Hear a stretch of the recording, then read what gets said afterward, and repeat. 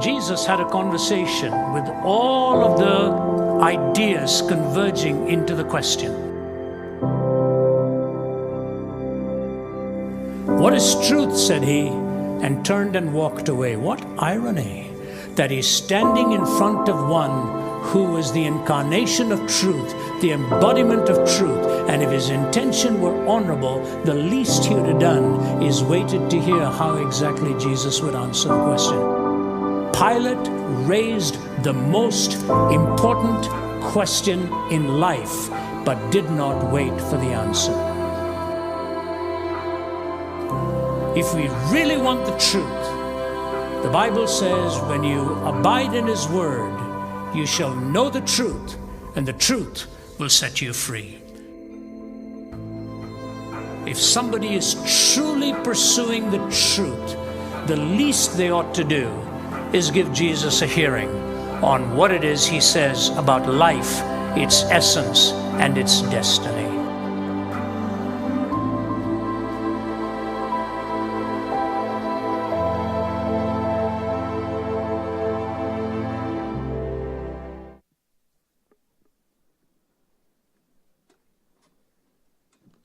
Good evening. How are you? Wow.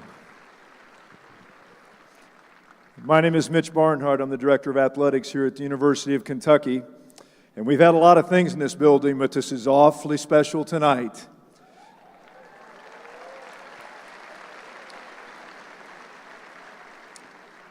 God is honored by your presence, and we thank you for being here. I just had an opportunity to speak with some folks back in the media room. We had an opportunity just to see a few folks before we started, and I wanted to sort of replicate just a couple of those thoughts out here and thank a few folks for what they've done is putting this event on. First, Christian Student Fellowship for their efforts. It's been about a year and a half, 2-year journey to get this night put together, and they have worked diligently hard to do that, and so we thank them for their efforts and bringing everyone together tonight. Thank you, guys.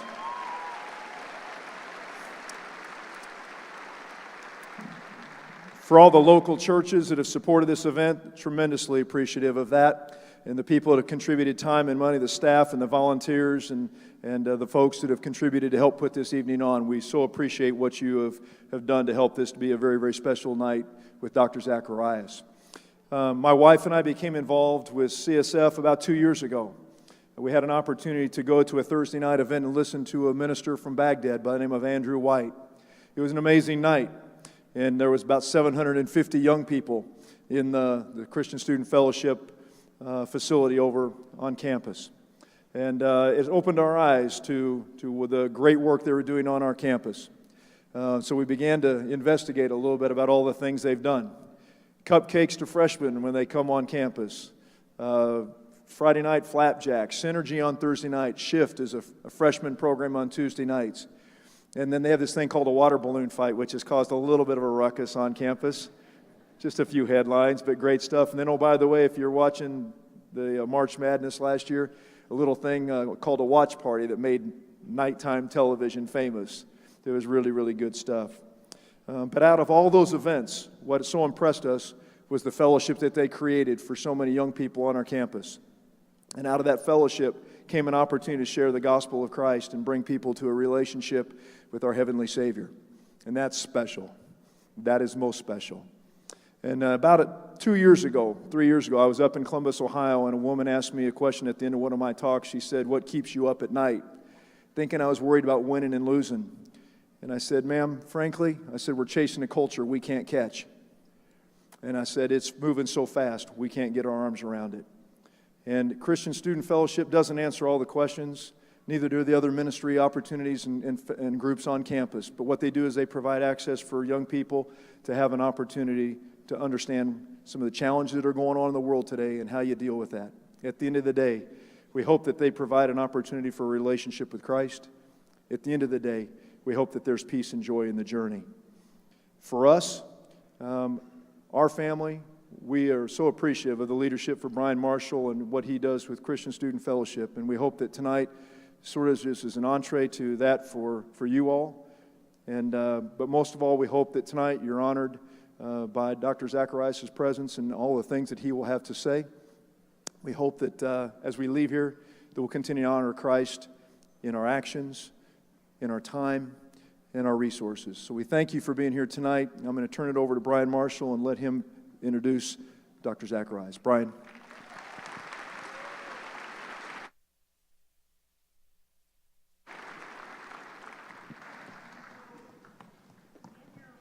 You should have gotten a little thank you. You should have a card, right? Did you all get a program here? There is a card that you have that on one side it says student, on the other side it playfully says old people. I hope the old people laugh. At 43 years old, I went to college in 1990, and I basically never left.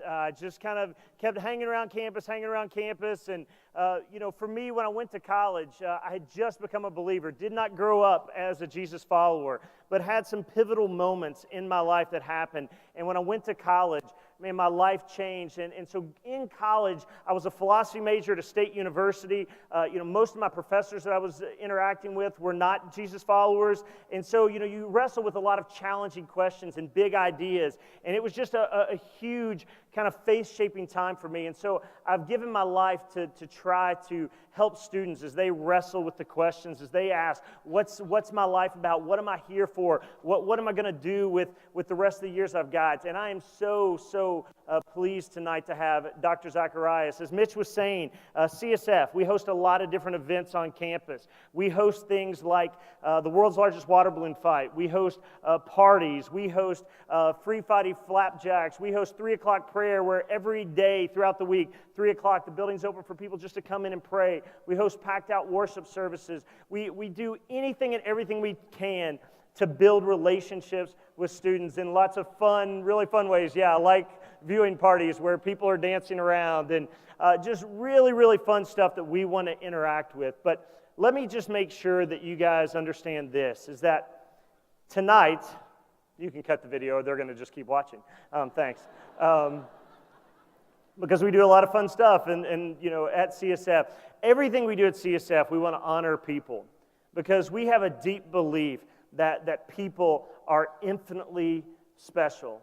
That our belief is that God made everyone, and that goes for people who agree with us and who say, yes, Jesus, yes, God, whatever, and it goes to people who deeply disagree with us. It doesn't matter, agree or disagree, what viewpoint they come at, they are infinitely special, and we want to honor them, whether it's just through high-fiving them at a party and just being friends, or maybe through a Bible study and showing them the ways in which God loves them.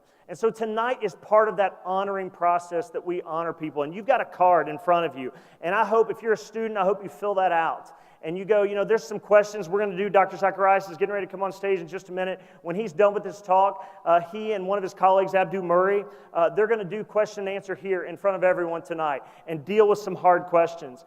But one of the things CSF is going to do is, if you put a question down on that card tonight, we're going to send you a personal response. That's going to take us hours and hours and hours and hours and hours of work, but we're committed to honoring people's questions because, as I've heard Dr. Zacharias and other people say, it's not questions that need answering, it's people. And we want to honor the people that are here. And so if you have a question, if you're a student, we're going to try to honor you by answering those questions however we can. In fact, there's even going to be a Q&A session. We have 4 local professors, some from UK, some from some other places in the area, who are going to be right back here to the right of you all, back here answering questions afterwards. We've got a whole room set up back there. So if you don't get a question answered tonight, don't leave. Stick around and go back there and interact with some of them as well. So if you're a student, I hope you fill that out. If you're a person here who's not a student, I hope you fill out that card because you go, wow, this is incredible. I had no idea that things like this and what CSF does on campus happens and what so many of these other groups that are working on campus that are listed on the card as well. Crew, RUF, Campus Outreach, all the different groups listed on there. Man, I want to know how I can be a part of helping college students because you can. You can, wherever you're at in life. So, to the point of the night. It was almost exactly 20 years ago, someplace in the room is a guy by the name of Pat. Pat and I met in college. We actually met arguing about baseball in a college cafeteria. And, a few years later, after that argument about the Cincinnati Reds, he asked me to be best man in his wedding. He was getting married in Texas. It was 1996. Almost literally, we were within a week of the 20-year mark of his 20-year anniversary. So happy anniversary, Pat. But on that drive that I took to Texas, my mom went with me. I'd just grown up with my mom. My dad wasn't a part of my life growing up. And my mom had been diagnosed with cancer. And as we drove to Texas, lots of radio, lots of talking back and forth, I'd been given recently a set of talks that someone had recently given at Harvard, at the original Veritas Forum at Harvard University. And I said, Mom, would you care? You know, a few months later, she was going to pass away from that cancer. She lived so much longer than doctors ever gave her a chance to. It was just a really deep chance for us to wrestle and talk and to have one last road trip together. And I put that tape in. It was the days of cassette tapes, 20 years ago. And I put that tape in, and that tape was by Dr. Ravi Zacharias. And that was it hit me about a month ago that we are exactly 20 years ago from when I first heard Ravi, and how over the years I've listened to countless Ravi talks. I've heard him speak so many different times, and I'm absolutely thrilled and honored that he is here with us tonight. I could go into all of Dr. Zacharias' degrees, both earned and honored. I could tell you, about all the different campuses that he's been to. In fact, this is his 30th address already in 2016. I was talking with his personal assistant, Thomas, said we'll be on the road probably 220 to 240 days this year talking, doing different meetings around the world. Ravi turns 70 next month. I don't have that much energy at 43. But he is, from all over the world, campuses all over the world, the United Nations, National Prayer Breakfast. Ravi is an amazing, just communicator of the faith. To communicate in thoughtful ways. This is a university. You have come here to think. As a Christian, I believe you should use every ounce of your mind that God has given you. And so Dr. Zacharias is going to come help us think through some of the big questions of life here tonight. So why don't you all put your hands together and welcome to the stage Dr. Ravi Zacharias.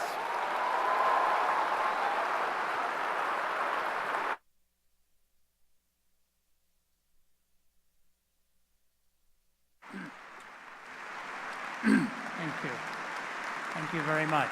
Thank you. Appreciate it.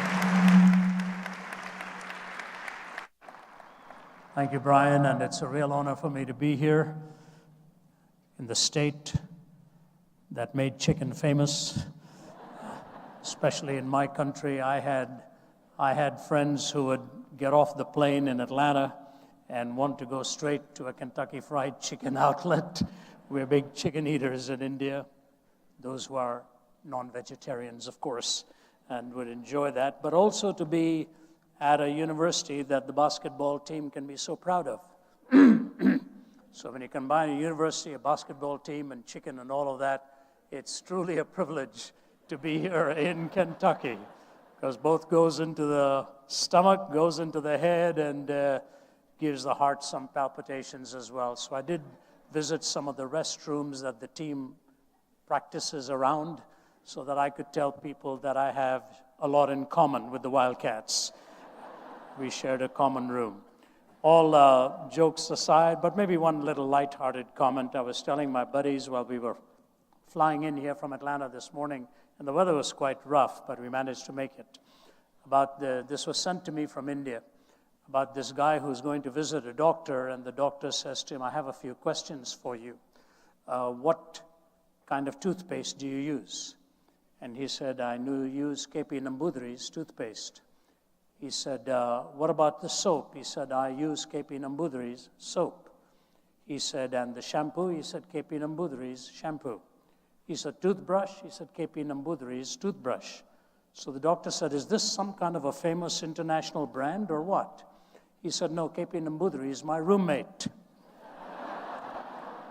And so I hope you and your roommate are here tonight. Being on a university campus, chances are not all of you are comfortable with the theme that is being addressed, or certainly you may not be very sympathetic to the message of the Christian faith, but you have given us the honor and courtesy of your attendance, and I'm very, very grateful that you have joined us tonight, especially if you are one who is on your journey or trying to figure out what this is really all about anyway. The themes that we cover on campuses are oftentimes given to us by people who invite us as to what would be relevant. And if we can't handle the subject on hand, we'll let them know. We have a team of about 47 speakers as my colleagues, placed in 15 different countries. And tonight I'm having the honor of Abdu Murray from Detroit, Michigan, joining me after I finish. He'll take a few minutes to talk to you, and then we will both field your questions. Abdu is a trained lawyer from the University of Michigan, got his law degree there. His roots go back to Lebanon, and now living, of course, in the United States. He's the author of the book, The Grand Central Question, and also one on understanding the critical analysis of various worldviews. So he'll join me later, and after I finish my talk, he'll take a few minutes and we will field your questions. I don't think it is questionable at all, but that we are living in very, very critical times. And I don't mean this to be a political statement, although it's a slanted comment on it. When I go overseas, as we cover a lot of countries, within about 10 days, I'll be doing a few campuses in India. And I have absolutely no doubt several of them are going to come up to me and say, what is going on in the American political arena? As they watch the debates, as they watch the vitriol, as they watch all kinds of strong language being used and personal attacks being made, rather than ideas being questioned and challenged. We recognize full well that this is a time of crises on the global scene. Many years ago, I was in Syria, about 5-6 years ago, and I was a guest of the chief of intelligence in Damascus. They always called me in whenever I arrived to remind me not to get into the political turmoil of that part of the world, and I always gave them my word. But I looked at the chief of intelligence, surrounded by the military brass, and I said to him, I don't get into the politics of the region, sir, but it would be very helpful to me if you can briefly tell me, what do you think is going on in this part of the world? And I want you to know this was before anything like ISIS, any of the crises that had erupted, before the Arab Spring, and so on. And his answer to me shocked me because it was made in a statement or two. He said, Mr. Zacharias, if things do not change here within the next 5 years, this whole place is going to blow up. If things don't change here within the next 5 years or so, this whole place is going to blow up. And how do you come back with another question on that? The fact of the matter is that there is an incredible uncertainty as weapons of destruction pile up, and those controlling some of those weapons come from backdrops and political structures where they are more demagogically controlled than the will of the people or some ethical underpinning that drives their passions. And so I want to begin with 2 comments and then lead into a basic backdrop against which I want to address these issues of the 4 major questions of life. It was in the 1970s, I believe, that Malcolm Muggeridge, that prolific writer, made this comment. He said, it is difficult to resist the conclusion that 20th century man has decided to abolish himself. Tired of the struggle to be himself, he has created boredom out of his own affluence, impotence out of his own erotomania, and vulnerability out of his own strength. He himself blows the trumpet that brings the walls of his own cities crashing down until at last, having educated himself into imbecility, having drugged and polluted himself into stupefaction, he keels over a weary, battered old brontosaurus and becomes extinct. Now, the fascinating thing about Muggeridge is that as a journalist and as one who described himself as being fatally fluent, lived an indulgent life, was a latecomer to Christ, also a chaplain of the University of Edinburgh, resigned his position from the chaplaincy when he saw the trend of where education was going, and on the basis of all of that, talked about how we'd created boredom out of our own affluence, impotence out of our own erotomania, vulnerability out of our own strength, and how this weary, battered old brontosaurus keels over and becomes extinct. About a few years before he said that, Dr. Martin Luther King Jr. received the Nobel Prize for Peace.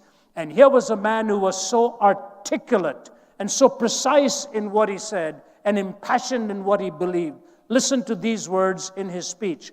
I accept this award today with an audacious faith in the future of mankind.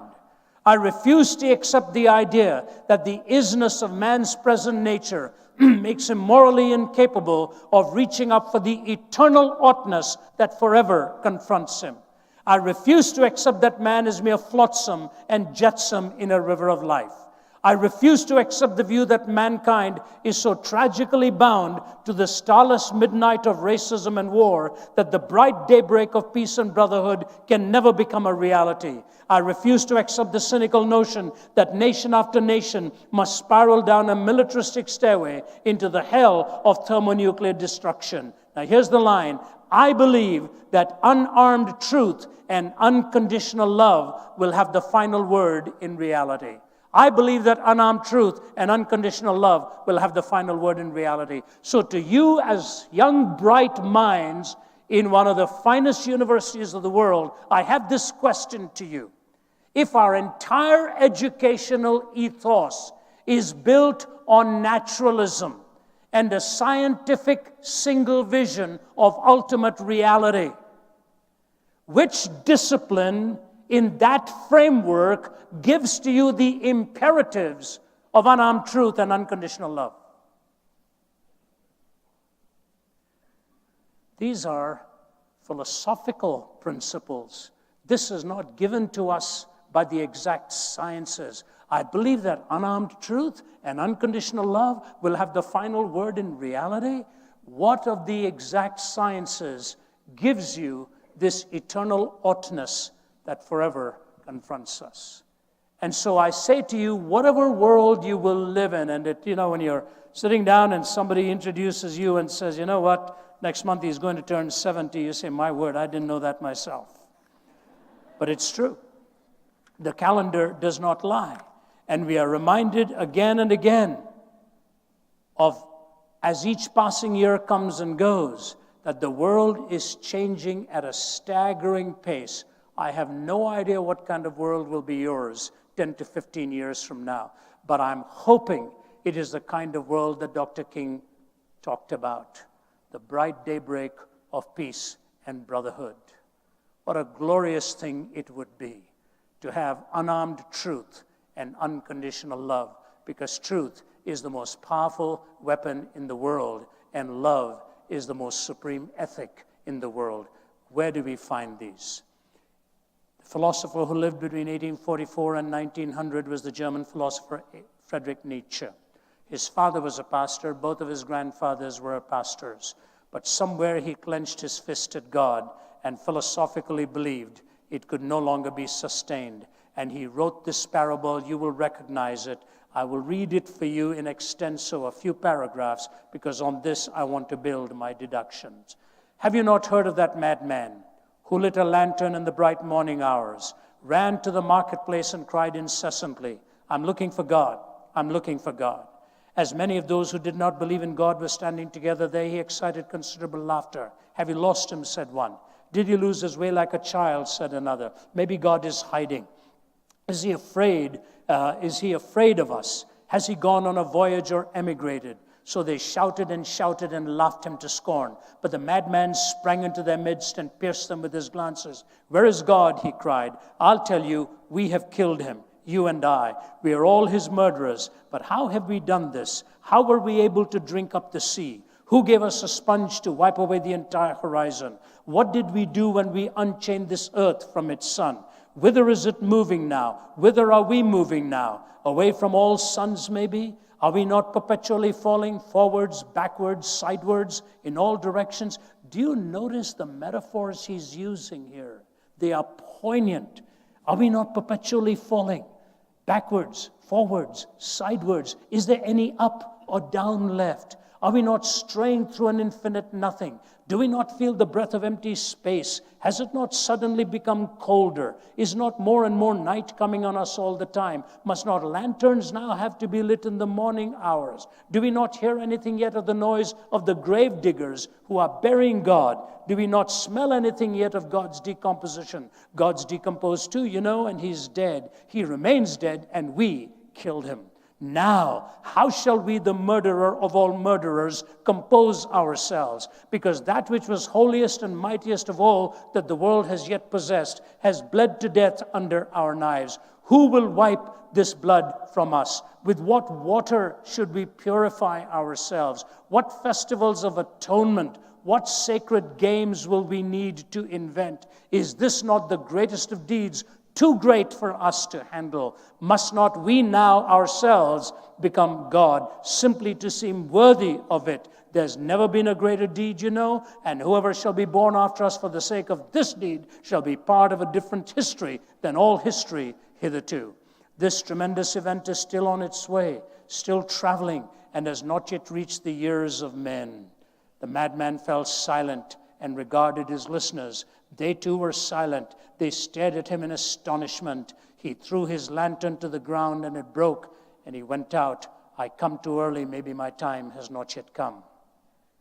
It has been related further on the same day that the madman entered diverse churches and there sang a requiem, Eternum Deo. Let out and quieted, he is said to have retorted each time, what are these churches now if they are not the tombs on the sepulchres of God? God is dead. We have killed him. I remember taking some courses with the famed Don Cupid, who was professor at Memorial College, Cambridge University. He was an Anglican priest turned atheist. And I remember on more than one occasion he would walk up to the window and point to the school opposite and the spires of a church, and he said, this was all our heritage at one time. It's gone. We no longer can believe any of this. Ironically, a few miles down the road was John Polkinghorne, one of the leading quantum physicists who was a latecomer to Christ, in whose lectures he would be arguing for the rationality and the defense of God's existence. And so the worldviews collide. If you take Nietzsche's words, then I have 4 unanswered questions that will bring coherence to your life and mine.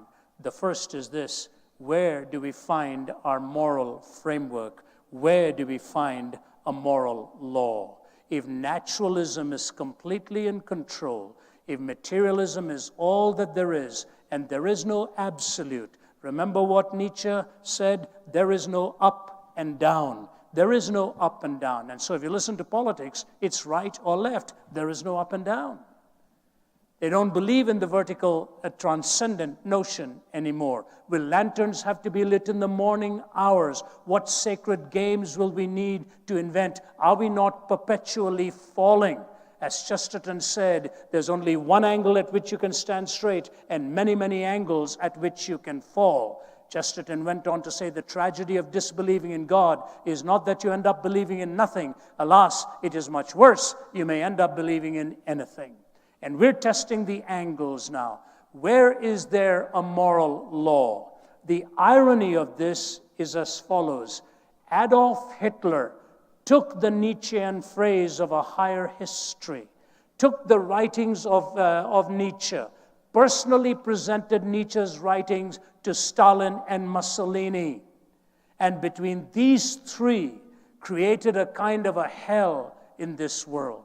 And I've given the illustration so many times, but I never tire of it, because we are always not far away from being forced to repeat the same mistakes. It was in the 1980s, during the Cold War, when I happened to be visiting Poland and Russia. I'd never been to those parts of the world before, and my host in Warsaw took me one day to visit the concentration camp of Auschwitz. I had been to Buchenwald and Dachau and some of the other camps, but they were not death camps, so emotionally I was not prepared for it. And when you walk into Auschwitz, the only thing you hear in those confines, I kid you not, is silence. You don't hear anything. Probably, if I'm being brutally specific with it, the one thing I did hear was a young gal storming out of there and then bursting into sobs and going outside to sit in the front veranda of that building. And when we walked out, I still saw her sitting there holding her face in her hands. She was a young woman. She saw what had happened. You see, at Auschwitz alone, they were obliterating them at 12,000 every day.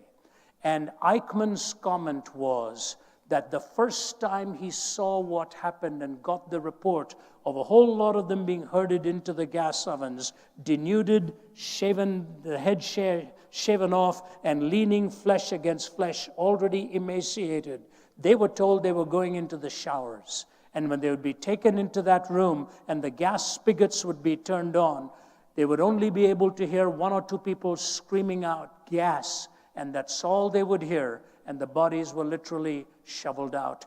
Eichmann said, as painful as it was the first time, I learned we were now able to disperse of many, many bodies at the same time and do it in the quickest possible way. He said, one death is a tragedy, 1 million deaths is a statistic. But just outside the gas ovens were the words of Hitler. I want to raise a generation of young people devoid of a conscience, imperial, relentless, and cruel. What they did with kids there, what they did with womankind there, as many people were dragged into this onslaught who didn't want to be dragged in, who never realized what they were going into. When I wrote a book called Jesus Talks to Hitler in a great conversation series, I went to Nuremberg with one of my colleagues who is an authority on that to help me with my research. The first thing that struck me in the judgment hall at Nuremberg, just above the tribunal, were the 10 Commandments. And as you leave the hall, above the door, or I forget above or beside it, was the Garden of Eden and the temptation, you shall be as gods, knowing good and evil, meaning defining good and evil. So here was the challenge. Were they going to let God be God, or were they going to become definers of good and evil? Now, the important thing to state here is to understand what I am not saying. I am not saying for a moment that an atheist, by definition, is an evil person, a mass murderer, this and that. That's not what I'm saying at all. I'm just wanting to point out that once you do away with the absolute, once you do away with the existence of God, where do you turn for your absolutes? Where do you turn? How do we get an answer? Probably the most recent work of Sam Harris made a noble effort at trying to talk about the moral landscape. And of course, he transposed positions from talking about morality to well-being. And then he himself concedes towards the end that, yes, we have a lot of psychopaths in the country, about 3 million of them, and a person can be a mass murderer and still be extremely happy. And in a puzzling conclusion, then ends up not really with an absolute, but some kind of a continuum. And so the man today who stands in front of the lens of a camera and uses a sword without even having the courage for his or a face to be seen to behead somebody can also say to you and to me, he is doing this for geopolitical well-being. It's exactly what they believe. I have sat across tables and discussed, dialogued, and asked such questions. And I say the discussion, even amongst philosophers, is a divided house. Kai Nielsen, the renowned atheist from Calgary, we have not been able to show that reason requires the moral point of view, or that really rational persons, unhoodwinked by myth or ideology, need not be individual egoists or classical amoralists. Reason doesn't decide here. The picture I have painted for you is really not a pleasant one. Reflection on this actually depresses me. Pure practical reason, even with a good knowledge of the facts, will not take you to morality. This is a very outspoken atheist. He says this, even with a good knowledge of the facts, it will not take you to morality. Richard Rorty, if moral imperatives are not commanded by God's will, and if they are not in some sense absolute, then what we wish to be is a matter simply of what men and women decide should be. There is no other source of judgment. Two renowned atheists. Bertrand Russell says, you know what? I cannot live as though ethical values were simply a matter of personal taste, but I find my own views incredible. I do not know what the real solution is. There has to be a rational justification above all of our differences. And this is especially important for America at this time in her history, where pluralism is a design, and it is a good design.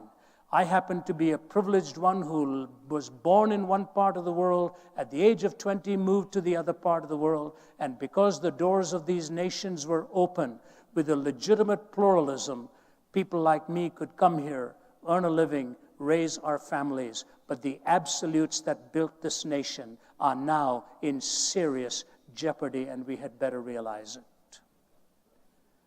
The absolutes that built this nation, because the nation talked about the fact that there were naturally endowed rights given to us, that these truths were self-evident. All of these moral statements are very critical to understand in the light of our pluralistic culture in our time. I know by going to places in the world right now, people look at me and will ask the question, what is going on in the West? What is going on? Was it not Adolf Eichmann who finally, when he was tried in Israel and was sentenced to the death penalty, I was there when they were dealing with all of the evidence and was given several pages and pages of the trial, which I was able to get back before I wrote my book. But here's Hannah Arendt describing Eichmann's last moment. This is critical, and I move to my next thought here. Adolf Eichmann went to the gallows with great dignity. He had asked for a bottle of red wine and drank half of it. He refused the help of a Protestant minister, the Reverend William Hull, who offered to read the Bible with him. He had only 2 more hours to live, and therefore he said, good, quote, I have no time to waste. He walked the 50 yards from his cell to the execution chamber, calm and erect, with his hands bound behind him. When the guards tied his ankles and knees, he asked them to loosen the bonds so that he could stand straight. I don't need that, he said. When the black hood was offered to him, he was in complete command of himself. Nay, he was more than that. He was completely himself. Nothing could have demonstrated this more convincingly than the grotesque silliness of his last words. He began by stating emphatically that he was a Gläubiger, to express in Nazi fashion that he was no Christian and did not believe in life after death. He then proceeded, quote, after a short while, gentlemen, we shall all meet again. Such is the fate of all men. Long live Germany, long live Argentina, long live Austria. I shall not forget them. In the face of death, he had found the cliché used in funeral oratory. Under the gallows, his memory played him the last trick. He was elated, and he forgot that this was really his own funeral. It was as though in those last minutes he was summing up the lesson. I want you to hear this now. It was as though in those last minutes he was summing up the lesson that this long course in human wickedness has taught us, the lesson of the fearsome word and thought-defying banality of evil. Evil had become trivial. The man who arrested Eichmann in a cloak and dagger operation in Argentina tells the story, he's now long gone, but he tells the story that he was bringing him back. And if you've read the book, the House on Garibaldi Street, you know exactly how they got him. They waylaid him, they stalked him, ultimately put an injection into him and knocked him out and brought him up under a different name in a plane. The Mossad had done its work to bring him back. And the man who brought him back looked at him, sat down next to him in the train, and he broke his own code. He wasn't supposed to talk to him, but he couldn't resist this. He said, Mr. Eichmann, I have a question for you. Every day I watched you from a distance. I saw you getting off the bus, looking over your shoulder, carrying your briefcase there in that little town in Argentina. Just before you entered your own home, you would turn around to make sure nobody was watching. I was watching you, sir, from a distance, behind the bushes. I was watching you. But I noticed something, Mr. Eichmann. Every day, as you opened the door, there was a young boy who was waiting for you and leaped into your arms. Who was that boy? He said, he was my son. He said, Mr. Eichmann, how old is your son? He said, 8. He said, you killed my nephew who was 8. Can you tell me what was the difference? And Peter Malkin, with the Israeli Mossad, was sitting by his bed waiting for the answer, and Eichmann turned to him and said, Peter, my son was not Jewish.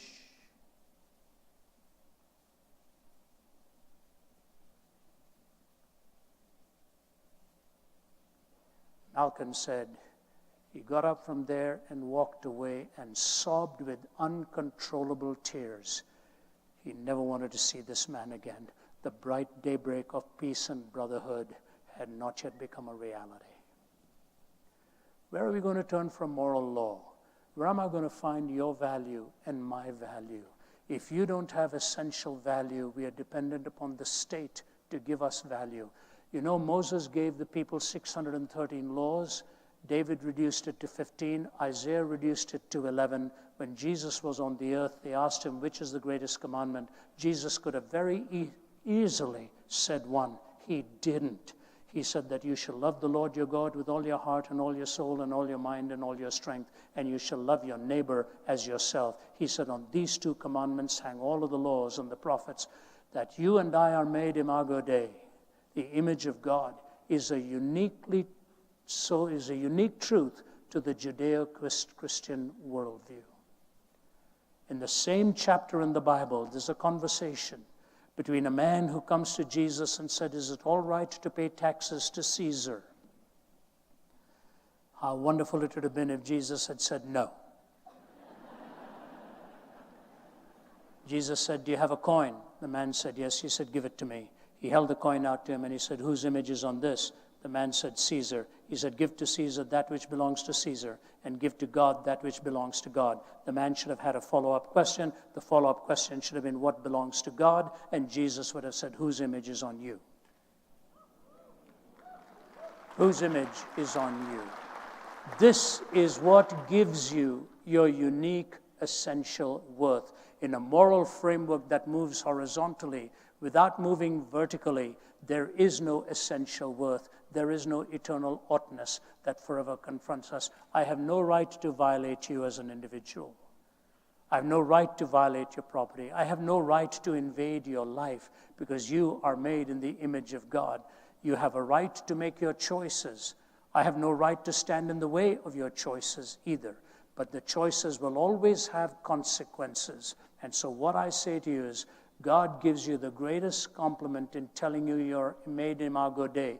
And Jesus Christ takes that so specifically.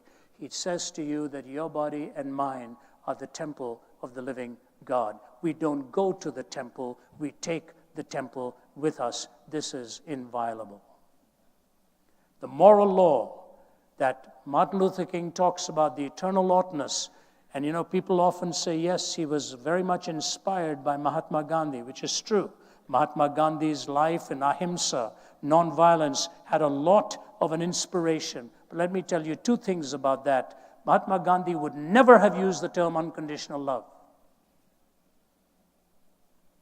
because that is very much from the Judeo-Christian worldview. And Gandhiji carried a New Testament wherever he went and often would quote from the Sermon on the Mount. And it is fascinating that in one of Gandhi's homes in India is a quote by Bertrand Russell. And outside that home, the banner says this: it is doubtful that the Mahatma would have succeeded in his effort, except that he was appealing to people with a Christianized conscience. So here was an atheist applauding the success of a pantheist. because of appealing to the conscience of a theist. You see how important it is to understand that a moral law has to have this transcendent value. But secondly and quickly, not only is the question of a moral law unanswerable from a horizontal perspective, Guy Nielsen sustains that. Even J.L. Mackie argues for the struggle. You've got several atheists who deal, Michael Ruse deals with the same issue, Richard Rorty. They all bring up the question of where do we go for an absolute objective moral law? But the second question is that of meaning. How do I really find meaning in my life? Recently, I had the privilege of speaking at a conference called Passion. Some of you are out here who are at that conference. 40,000 in a live audience in 3 venues, and tens of thousands scattered across listening in from about 115 different universities in 47 countries, 18 to 24 or so, that age bracket. Many of those who went forward to find help, do you know what were the 2 most important issues in their lives for which they sought help, 18 to 24? Number 1 was among the young guys, especially struggling with pornography. And number 2 was the stalking, haunting fear of suicide. I don't know if they ever saw the logical connection. Pornography denudes the other person. Doesn't just disrobe, denudes the other person in exchange for a feeling.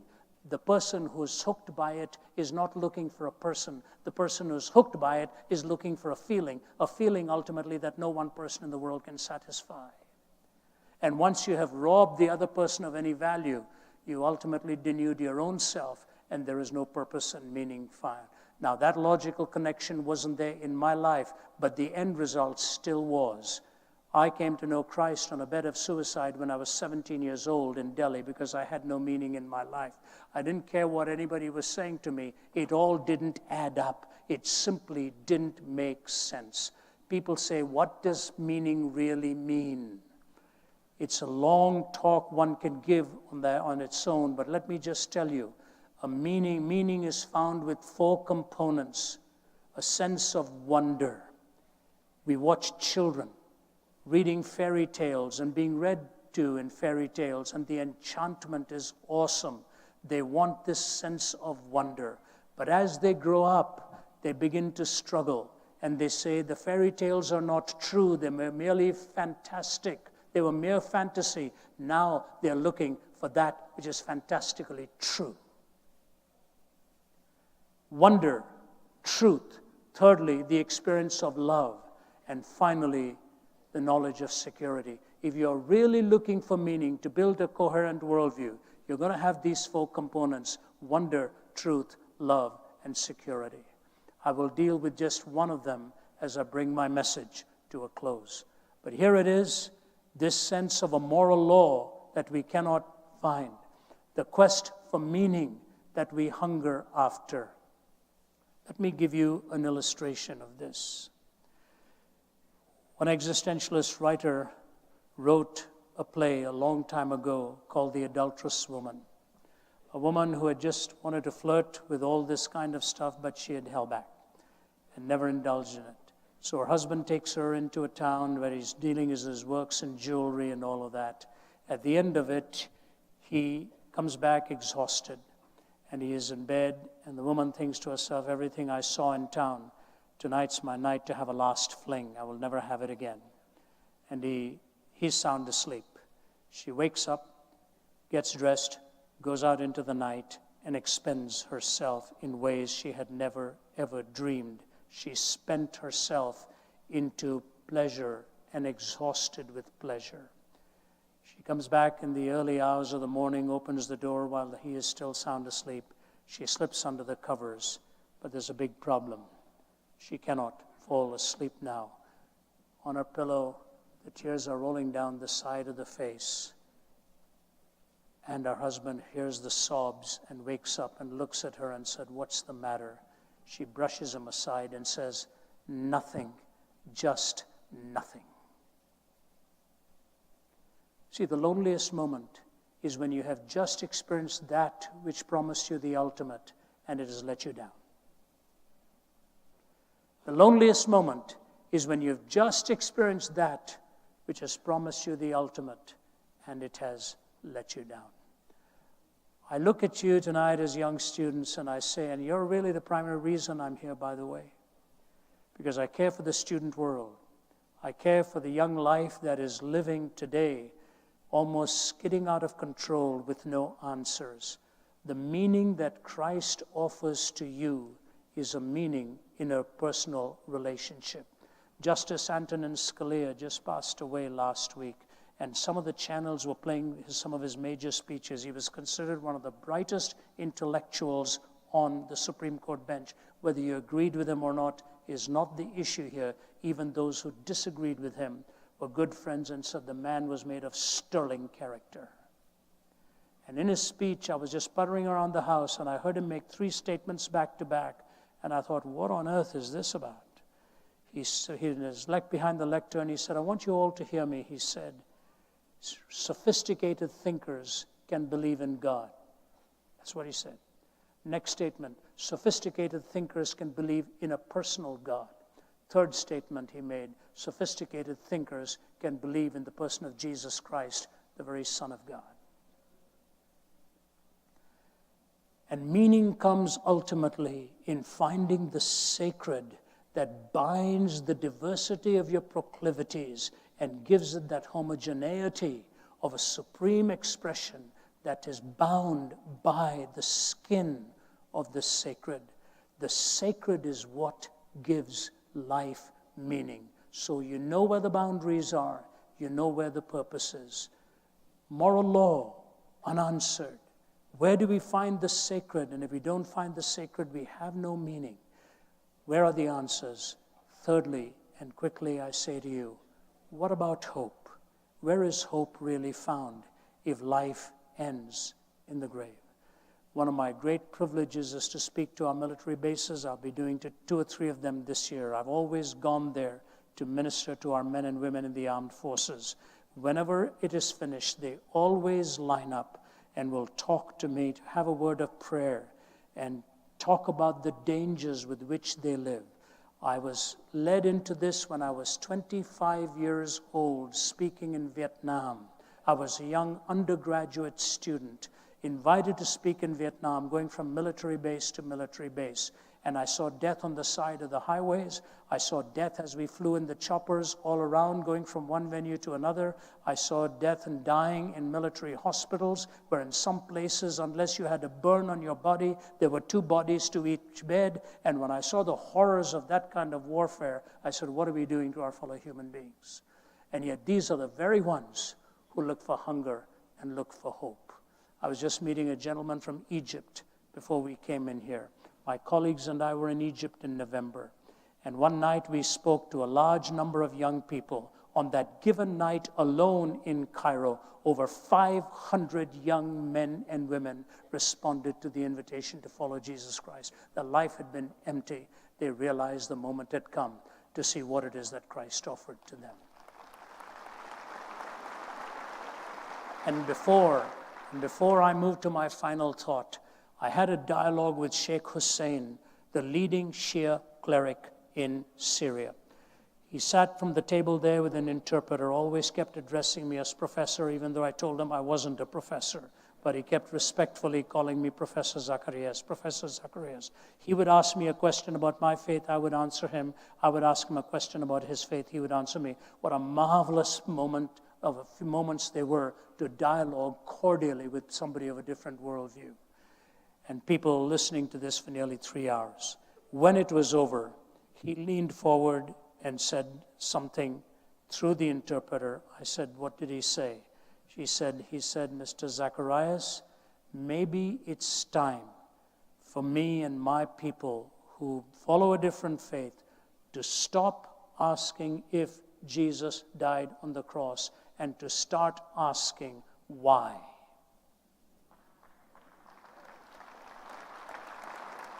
I said, Sheikh Hussein, may I quote you on that, sir? He said, yes, you may. You have to ask yourself the question, in the gospel narrative, the cross is central. Why? Because your greatest need is not for a political leader. Your greatest need is not for the best of education. All of those are important. But your need and my need, the greatest need we have, is deep within our own heart, where evil stalks and seeks to take over. Our greatest need is for a Savior. Our greatest need is for a Savior. No moral law, no meaning, no hope. And lastly, I say, the supremacy of the ethic of love. The supremacy of the ethic of love. Think of this. Where do we go to understand love? Would you allow me just a personal illustration of this? You know, Winston Churchill was once asked by a corporal, Mr. Churchill, have I ever talked to you about my grandchildren? Churchill said, no, and I want you to know how much I appreciate it. So I won't bore you with my grandchildren's stories, but since I'm not Churchill, can I tell you at least one? I have a 4-year-old grandson. His name is Jude. I don't know where he gets his vocabulary from.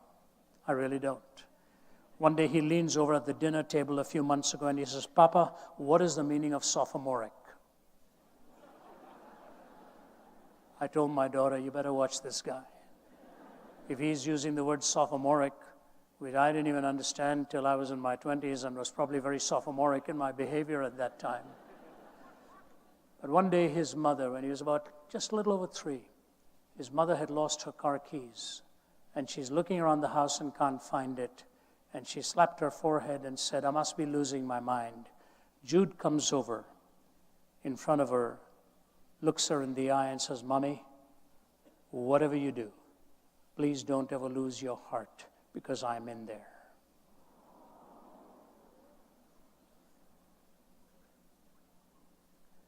And I ask you, where did that intuitive statement come to him from? Where did that statement come to him from?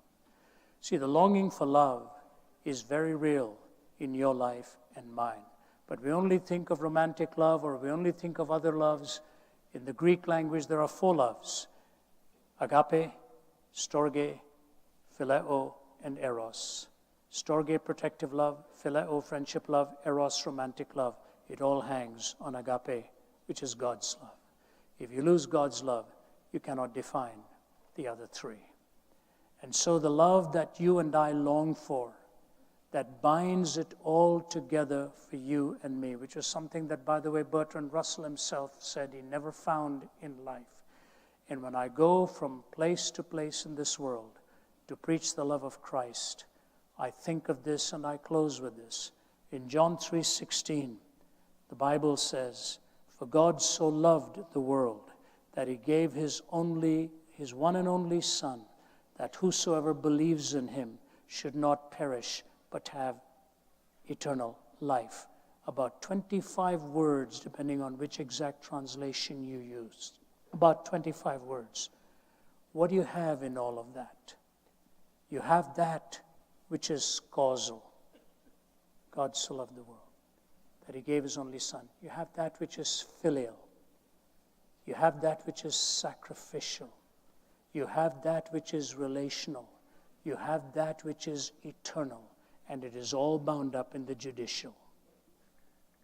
It is all bound up in the judicial. Causal, filial, relational, eternal, sacrificial, all bound up in the judicial.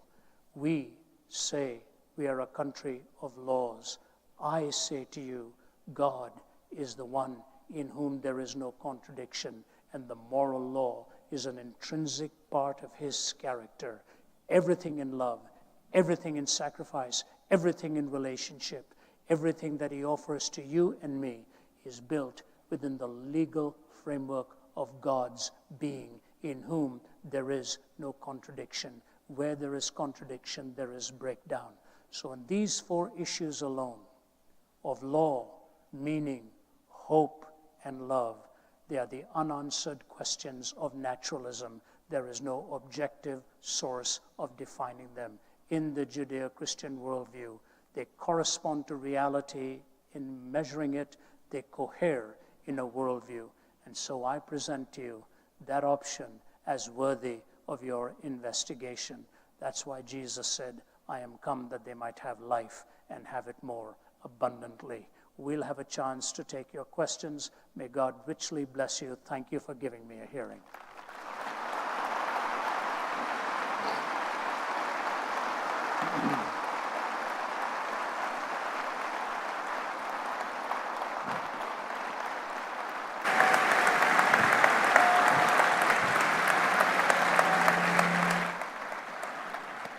When I stand next to him, I fail the physical. I remember hugging my wife once, giving her the best possible hug, and she looked at me, pushed her face back, and said, she has a loving name for me, I won't tell you what it is. But she said to me, I just want you to know you have the arms of a thinking man. So I'm working on becoming a non-thinking man, but I'm really glad to have the arms of a thinking man here too. This is Abdu Murray. He's going to share a few thoughts with you. Please welcome him from Detroit, Michigan. Thank you. Thank you. Thank you. What a blessing and an honor, and a daunting task, by the way, to follow the comments of a truly thinking man. My name is Abdu Murray, and I'll be joining Ravi for some Q&A following just some very brief comments. If you've noticed, there's a bit of an oddity in my name, and one of the first questions I get, speaking of Q&A, is what's with the Abdu and what's with the Murray? Lebanese and Scottish? How does that work? The short story is that basically I got anglicized when we came over. You can't really write my last name or even say it in English letters necessarily, so they said, okay, your last name is Murray. So I'm Lebanese and Scottish, which means that I fight with everybody. I hope not today, actually, that won't be the case. We want to come to you in the spirit of answering your questions with a real sense of we can disagree or we can agree, but we don't necessarily have to be disagreeable about these things. Now, as we come to you talking about these questions, and you're going to have some very profound questions over the course of the evening, generated, I hope, by Dr. Zacharias' talk and some of the things you've heard. I want to ask you a question, and it's a question that neither I, nor Ravi, nor anybody else can answer, I should say. The question is this: why are you here? Why are you here? There's a lot of you here, and everyone has an individual reason why you're here. Now, perhaps you're somebody from a strong Christian faith, and you've come to hear how a defense of the Christian faith can go, someone who can provide answers to these things. Maybe you've been posed a difficult question that you can't find the answer to, or you've struggled to articulate it. You're, of course, welcome. Maybe you're someone who's come from a Christian home, who has a strong Christian faith, or who had it, at least at one point, but because of the way in which the worldviews have come at you, and you've had these questions posed to you, and you don't know how to answer those questions, maybe your faith is teetering on the edge of ruin. It's a great place for you to be. Maybe you're somebody from a contrary worldview, somebody who was not raised in a Christian home, or was, and now finds themselves to be an atheist, or maybe you're from a pantheistic background, or you're a Muslim. This is for you as well. But by the way, you're someone with whom I most identify in this room, because I came from a worldview that was not a Christian worldview. I was raised most of my life from a counter worldview to Christianity. I was raised as a Muslim, a committed Muslim, and I took it seriously. In fact, friends, I would actually challenge my Christian friends about their worldview. You see, I had this fundamental belief in God's greatness. As a Muslim, we believe in Muslims believe in this phrase, the content of this phrase, Allahu Akbar. You've all heard this phrase. If you've watched the news for 5 seconds, you've heard someone say Allahu Akbar, and unfortunately, when you hear it, something bad happens. But the reality is this, friends, that oftentimes, Muslims say this all the time in nonviolent ways. It's not really a battle cry always. It's a blessing. It literally means God is greater. The fundamental doctrines of Islam, and for me especially, was God's greatness. How do we understand God to be truly great? It literally means God is greater. So for the Muslim, there is no being who is greater than God. And I firmly believed that. I also believed in those days that Christians wished they believed in a God who was great, but they were really confused tritheists. They thought they were monotheists, but they were confused tritheists, whatever it would be. And I would challenge them on their faith. And I would say, I hear this, this hymn you sing, how great thou art, you ought to change it to how great thou art not. And I would go into it, challenging the Trinity, the Incarnation, the Atonement, and the Bible itself in terms of its validity. But a funny thing happened in the way of the mosque, as they say. I was confronted with the credibility of the Christian faith. By the way, I was an equal opportunity faith knocker outer-over. It wasn't just Christians I was looking at. There were people from contrary worldviews, whether atheist or Hindu or Buddhist, whatever it was. But Christians were low-hanging fruit in the area I grew up in. But they began to respond to me and to say, if this is actually something you might want to think about, the validity of the Bible, for example, and how we have it transmitted down through the centuries as something that is reliable and gives me a source for the historic Christian faith, for the theologies behind it, that the Trinity actually makes some kind of sense. And in fact, it makes supreme sense if you're looking for a God who is truly great. That the atonement, the incarnation of God in Christ and what happened at Calvary's Hill actually can satisfy not only the heart, but also the mind. And of course, the historicity of the resurrection of Jesus himself. These things started to build up, and they were becoming what Al Gore would call an inconvenient truth in my life. You see, I didn't want them to be true because that would mean that I'd have to change my perspective, my worldview. And if we know something, and I think everybody in this room knows this, you know that if you hold a worldview dearly, there's a certain level of clinging to that worldview because a worldview actually comes into play into your identity. And so if you change that worldview, you change something about who you are. It's a tough thing to do. And friends, it took 9 years as that inconvenient truth became more and more true, but also more and more inconvenient because of the identity shift that would have to happen in my own life. 9 years of searching, of asking questions, of debating, of getting questions answered, and then rehashing them over and over again, that I began to see that this worldview is worth at least considering. All of us, no matter what your stripe is, from a secular background, from a theistic background, from whatever it might be, we all face this. Think of the words of Thomas Nagel, the famous philosopher, atheistic philosopher out of New York University, when he says, I want atheism to be true, and I'm made uneasy by the fact that some of the most intelligent and well-informed people I know are religious believers. It's not that I disbelieve in God and naturally hope that I'm right in my beliefs. It's that I don't want there to be a God. I hope there is no God. I don't want the universe to be like that. That's a very honest statement. Not about the lack of evidence in favor of God, but about the desire that there be none. We all face these things. Every one of us. You see, the issue is this, and I found this over that course of that 9 years. The answers are not all that hard to find. They're not all that hard to find. They're not even all that hard to agree upon intellectually. But they can be very hard to accept. Because it requires each one of us to change something about ourselves. C.S. Lewis made the statement, if you look for comfort, he said this actually, he said, if you look for truth, you will find comfort. But if you look for comfort, you will get neither truth nor comfort, only soft soap to begin with, and in the end, despair. It's very important you hear what he's saying here. He's saying if you look for truth, you will find comfort in the end. But if you look for comfort primarily, you will get neither. Only a soft soap to begin with, but in the end, there will be a despair. Because truth has a way of catching up to us. But we want to sort of serve that comfort. I certainly wanted to. I can tell you this, I identify with that. I wanted desperately for the Christian worldview to not be true, especially the gospel of Jesus and him dying on a cross. You see, I thought that if I believed in a God who was great, how could it be that the God of the universe, the God of all creation, could become incarnate in a limited body and die on a cross at the very hands of the sinners he created? How is this God great exactly? But then I realized something. And Dr. Zacharias mentioned it about the whole supreme ethic of love. Think about this. In Islam, you do have a God who is loving. It's a conditional love, but it is there.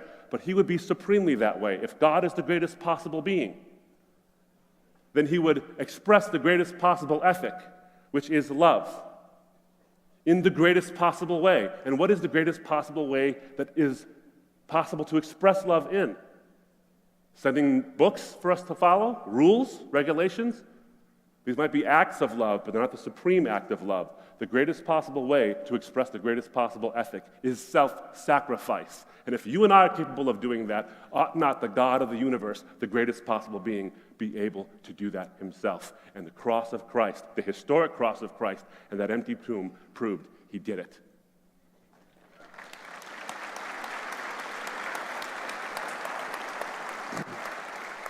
So as we begin to ask ourselves these questions, We welcome your questions. We come from a particular worldview and a particular idea and perspective about how we want to answer your questions. I have to ask you the question, and you have to ask yourself this question: why are you here? Why do you have the question you ask? Because each one of you asks a question, not in an academic sense purely out of curiosity. That is there, but also you are a unique individual with a unique history and a future you worry about, and so your questions are always tied to the person. You've heard something of Ravi's story about how he came to faith and the tremendous price that was, when he was looking for comfort, he didn't find it, but then found it when he found truth.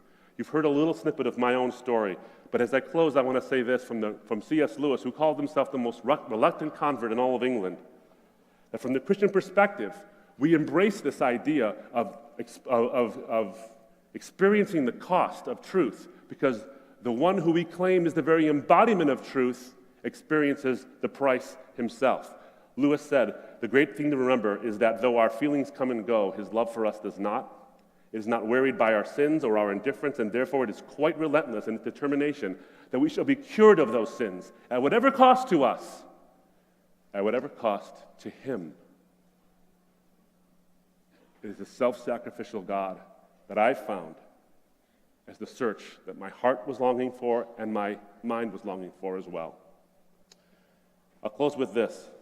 As Brian comes up and leads us in the question and answer period, in Colossians chapter 4, verses 5 and 6, the Apostle Paul says that we are to be careful how we walk toward outsiders, meaning non-Christians, walking in wisdom. And at the end of it, he says this: we ought to know how we ought to answer each person, not each question, not each objection, not each argument, not each issue.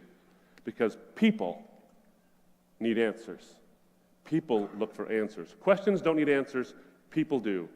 People have questions in order to get those answers. It's my prayer that as Brian comes up and we take your questions, as you come forward to ask those questions, that it is not just your questions that are being asked and answered, but that you feel respected by us and that it is you who are being answered. Thank you so much.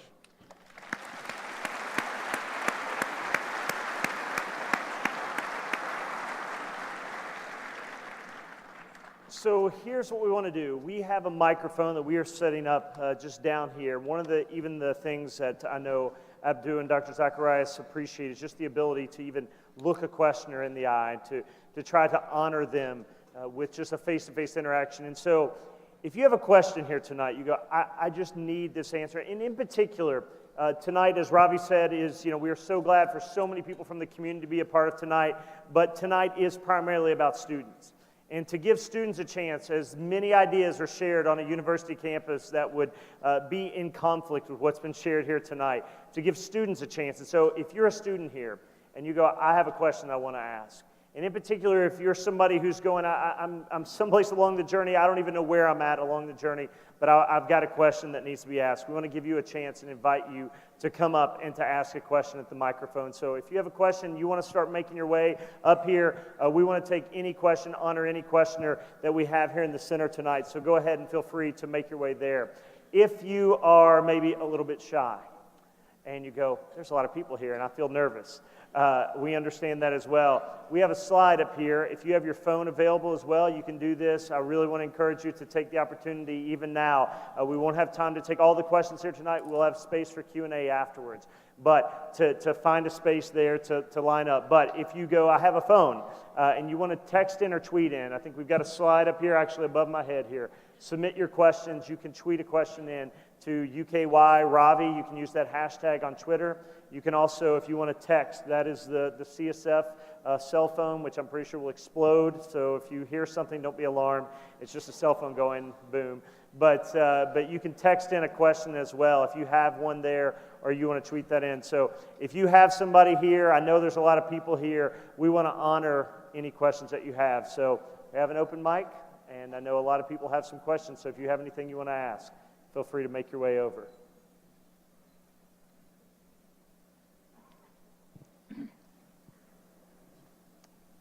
Yes, please. What's your question there for Dr. Zacharias or Abdu Murray? Well, Michael, I want to thank you all for coming out tonight and spending time here.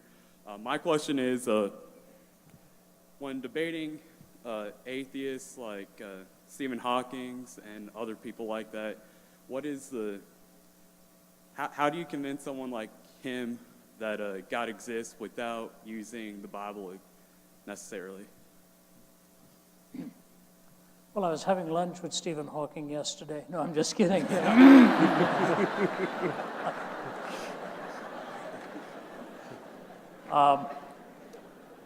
I'm sure your question is not specific, but we get the idea. I spent 6 months at Ridley Hall in Cambridge and actually heard 1 or 2 lectures from him, one a very famous lecture from him at Lady Mitchell Hall in 1990. And he was addressing the issue of are we determined or are we free? And of course, Hawking is considered if not the brightest, one of the brightest minds in the world of science today, which is very amazing to me. Of course, he can't speak because of Lou Gehrig's disease. He has this computer designed by a Caltech scientist, and either by the cutting into the infrared ray with his eyelid or with a movement of finger, he's able to select letters, texts, and so on. And it's amazing that so it takes him very long to even answer a question. That's why you can ask very difficult questions and it'll take him about 2 or 3 minutes to compute his answer, and his answer always is very brief. But you know, the interesting thing is, if naturalism was the only worldview reigning, I wonder if Stephen Hawking would have made it this far. A scientist gave him the equipment by which he could communicate, but it was love, compassion, altruism, and generosity that cared for him and brought him through all of those years. So there were philosophical ideas behind it that protected his life. In his brief history of time, the last page, he makes something like this. He said, "Now I have told you what. If I could tell you why, we would have the mind of God." Very interesting that he gave that little caveat, and at that time he was attending 1 or 2 churches in the area on the weekend, and somebody told me who knew him that he was on his own spiritual search. But of course, in his later book, The Grand Design, he talked about the fact that gravity explains everything, and he made the very irrational and unfortunate statement that philosophy is dead. So much so theologians did not respond to him. The chairman of the philosophy department at Cambridge responded by saying, maybe it's about time the oracular Professor Hawking recognized that he's not kept up with our discipline as much as we have with his, and this kind of hostility developed. But as I told you, down the road was John Polkinghorne, the quantum physicist, who of course knows Stephen Hawking. I don't know what the answer is, how one leads him, but the answer to your specific question, how do you do it without invoking the Bible, is really not that difficult. Because his explanation that gravity is really at the heart of it and explains everything is like me explaining a dictionary because of the alphabet. It doesn't follow. The alphabet exists, but the compilation requires design and specified complexity. It is a rather simplistic explanation to say gravity explains it all. And our colleague from Oxford, John Lennox, responded to Stephen Hawking in one of his books, and I think he called it Stephen Hawking's God or something to that nature. John Lennox, who has a triple doctorate and was professor of mathematics at Green College, Cambridge, Green College, Oxford, and is one of our colleagues on our team. So they've responded. David Berlinski also, even though he's a skeptic, has responded. I would basically say 3 very simple things. Number 1, however you section physical concrete reality, you always end up with a state of affairs that concrete reality doesn't explain its own existence. That physical concrete reality doesn't explain its own existence. Number 2, wherever you see specified complexity and design, you assume a designer. Number 3, looking at the history of culture, humanity, and history, you see the very person of Jesus Christ coming with the prophetic scheme and the specifics of it and all the promises contained there and his transformation in the human heart. So whether you take those 3 stages, however you cut down physical concrete reality, you end up with a state of affairs that it doesn't explain its own existence. Whenever you see specified complexity or design, you assume a designer.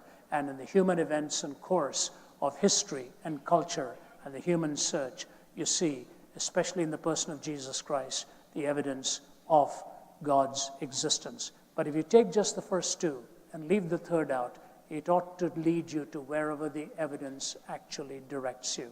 And once you accept the existence of something non-physical that is eternal and a designer, you can go into history and the human experience and see how it is that Jesus Christ indeed has changed lives, changed history, changed hearts.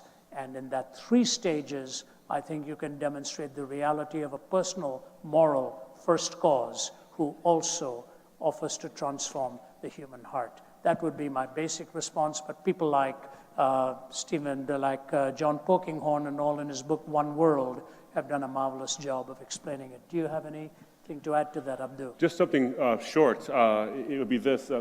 The next step, though, is not just to speak to the language that someone else speaks. And if it's science, then we can talk about science. And science points to things. Now, science is a measure of the physical world. But it also leads to implications about what the world is actually like in a non-physical realm, in terms of the moralities that are around us, in terms of the meaning and the purpose for which we were created. In fact, when you look at someone like Francis Collins, who is himself a Christian, a quite devoted Christian, who is a scientist, in fact, the leader of the Human Genome Project, and now I think the director of the National Institutes of Health, he will tell you that when you look at DNA, for example, you have the universe itself, then you have the specific design of DNA itself. 3.1 billion bits of information, specifically ordered. And we're finding more and more of the information that's actually coding for, or actually has function, the more and more we look at it. You're seeing something. You're not seeing a specific statement that says this is God created, but it is an implication that that which is ordered specifically has an informer. The information has an informer. There's an implication being made there, a leap. Not too far of a leap. In fact, when you look at Stephen Hawking's own words about the way in which the universe itself seems to be designed, that there are certain properties that if they were even infinitesimally off by a hair's breadth, you'd have no life possible in the universe in any way. And to quote, I think it was Frederick Hoyle who said, Edwin Hubble, I can't remember which one of the H's, who said that it looks like somebody's been monkeying with the physics. Interesting statement. But there's another aspect to this. Once we speak about these things, then we can start talking about what the Bible actually has to say about these things, because if the Bible is true, this might get you to theism, but how does it get you to understand if Christian theism actually holds water? Because if the Bible comports with what we find in the natural realm, if the Bible comports with what we find in the moral realm, then you see a correspondence between the two. And I'll tell you this, as someone who was not friendly in any way, shape, or form to the validity of the Bible, I remember specifically grabbing a little green Bible from a Gideon. I still have that little green Bible, going back to my apartment so I could find a contradiction in it that would finally sort of, these two guys who were coming to my door, they were trying to convert me to Christianity. I was going to knock them down finally with an objection, a contradiction they couldn't explain. And in that little green Bible, specific words, I won't go into the detail because time doesn't permit, but specific words from Luke chapter 3, verse 7, suddenly got me thinking about objective truth and whether or not I was being fair with the data. Here's the point. The Bible itself spoke to a skeptic of it. So be careful about our desire to speak with lofty arguments and closed Bibles. We can actually have that Bible. It's not going to be the primary source always, but it can be a source where we can look at it and say, now does what we've explored comport with what this Bible teaches? And if it does, now it's worthy of our belief. Great question. Thank you. Thank you. Yeah.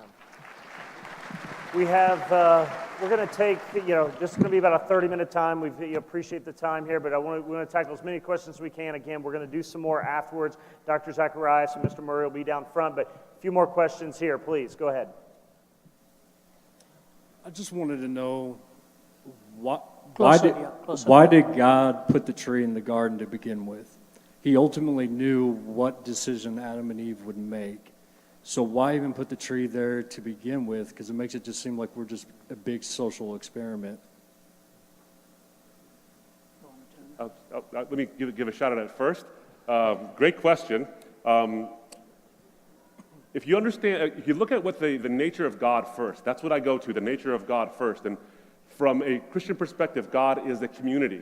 There is one God who is one being, but three in his personhoods, Father, Son, Holy Spirit, eternally distinct personhoods who share one nature. Is that easy to grasp? No. Is it comprehensible by finite human beings? No, but it doesn't go against our logic.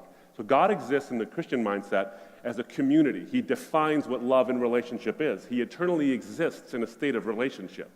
So you as an effect, he's the cause, but you as an effect actually crave, desire, want, covet, and mourn the loss of relationship. It's one of the key things about human existence. And you're the effect. Shouldn't the cause reflect something about that? And in this case, in the Christian worldview, the cause, who is a triune being who exists in relationship, actually explains why you, the effect, want it so badly. Now, how does that relate to your question on the Garden of Eden?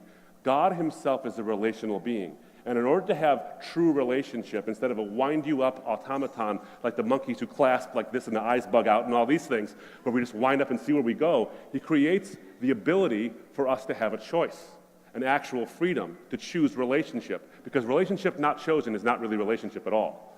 But relationship chosen is real. Love actually has an existence then in a real sense because love itself is vulnerable. So he creates this scenario where people can actually choose. The choice is freely given. God's foreknowledge does not necessarily mean he creates the choice that they make, but the possibility for them to make that choice. He does it so that we can have relationship. You see, the God of the Bible does not lack relationship. He never lacks it. He eternally exists in that state. So why create us? He doesn't need us for relationship. Why create you or create me to muck it up? He creates you and creates me not so that he can have relationship. He's already got it within himself in the Godhead. He creates you and creates me so that you can. It is an utterly selfless act in that sense. He utterly and selflessly creates out of an abundance of his love, out of abundance of who he is as a relational being, and that relationship requires choice and a free will that's there. And that tree allows for that. And because of that, you and I there's a fallen nature to humanity, and that's there as well. But then the redemption comes in, and then we are offered, as Ravi had already said from John 3:16, that God so loved, a relational quality, the world, that he gave his only begotten Son, that whosoever shall believe, an act freely given, an act freely chosen, shall not perish but have everlasting life. From the beginning we have relationship, from eternity we have relationship, and in redemption we have relationship. And the tree actually is the beginning of that. It's a very, very good question, sir. And I think it actually hinges a little bit also on the previous one. You know, the thing about skeptics sometimes when they ask us these questions, and I'm not saying it's you because I don't know the background from which you're coming, is oftentimes I wonder whether they realize we ask these same questions. You know, we struggle with these issues. It's not like we think these are invalid questions. They are very valid questions. But what does the question assume? The question assumes something very critical, that the answer should be coherent, because a coherent worldview is what you're really looking for. You cannot be comfortable with incoherence. And the question that was asked earlier, the whole issue of how does one talk to a Stephen Hawking? The fascinating thing about the talk that Stephen Hawking gave in 1990 at the Lady Mitchell Auditorium, which was packed, on the question of is man determined or is he free? He went through about 25 minutes of all kinds of scientific arguments and so on, and his culminating statement got an audible response of, oh my, is this the best answer we can get? And what he said at the end is, yes, we are determined. He was under the stranglehold of determinism right from the beginning in a naturalistic framework. He said, yes, we are determined, but since we do not know what is determined, we may as well not be. That was his concluding statement. Yes, we are determined, but since we don't know what is determined, we may as well not be. What he's really saying is, since we don't know the answer to the explanation for my conclusion, let us live as if it is not a legitimate conclusion. That's really what he was saying. So I say, when you're looking for a coherent worldview, look at it this way. What options would there have been for the great creator in the beginning of this? No world at all versus this world. Okay. Number two, creating a world where there would be no such thing as good or evil, an amoral world. Number 3, choosing a world where we would only choose good, where we'd be predetermined to choose good. There would be the total constraint. So we've got 3 options. Nothing versus what we now have, no such thing as good or evil, or creating a constraint where we would only choose good and we would never make the evil choice. Or number 4, creating this kind of world where there would be the possibility of good and evil, and we are given the option of the privilege of freedom and making the choice. Out of these 4 options, this option is the only universe and the only world in which love is possible. In the previous 3, love is not possible at all. Love would not have been possible between the divine and human interaction. So I say this, sometimes these are mega questions and macro questions, and other times they are filtered down into micro questions and the fine-tuning of an individual life. I found the answer to this, first of all, from the negative. You take a naturalistic framework, you live with an incoherent world. I couldn't live with that. So how do I find coherence? In putting together the diversity in my own heart, which was put together by God. And that knowledge of a personal relationship with God would change not only what I did, but what I wanted to do in my personal life, gave me hope, meaning, and a relationship. Let me give you just 2 quick illustrations because I think this is critical. I've had the opportunity of speaking at one of the most famous prisons in the world, Angola prison in Louisiana. Abdu was with me, some of my colleagues with me. 6,000 plus prisoners there, 85% of whom are in life without parole. It was the bloodiest prison in America. Blood on the ceilings, blood on the carpets, blood on the walls. When a prisoner was checked in there, he was given a dagger or a knife with which to protect himself. And this warden comes in, this director comes in and says, I'm going to change this place. You allow me to do it my way. He put a Bible in every cell. He had chapel every day. He has a seminary that he's built in there. Within a matter of a year or 2, it became the safest prison in America. Today, instead of a gang of thugs, they've got gangs of pastors going through that prison out there, and they're the prisoners themselves. We had lunch with them, and I said to the guy sitting opposite us, why don't you and get yours? He said, hey man, I'm going nowhere. You may as well go and get yours, and then I'll join you. The guy who led in worship, a young man, I said to him, can I ask you a question? Because he led worship so beautifully. I said, can I ask you a question? Are you here for a life without parole? He said, yes, sir. I said, how do you feel?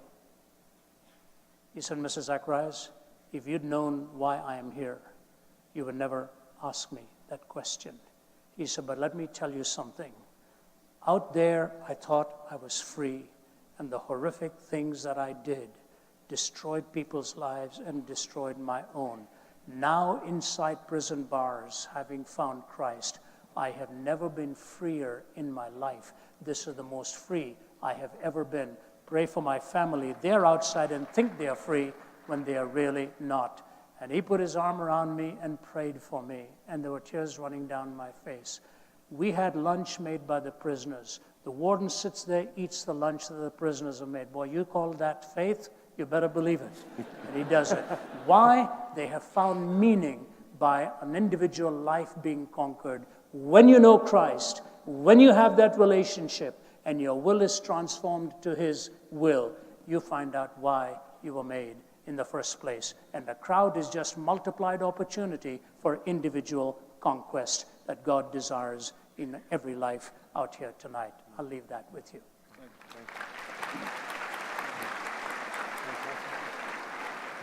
Let's take a question from Twitter or text, because we are going to respond to those at some point. We do want to at least take one from there, because if you have sent something in, our promise is that we will respond to those. If not tonight, you will get something in the coming days. But let's take one. I know you all have been working. You have something on the screen from us, a Twitter or text question?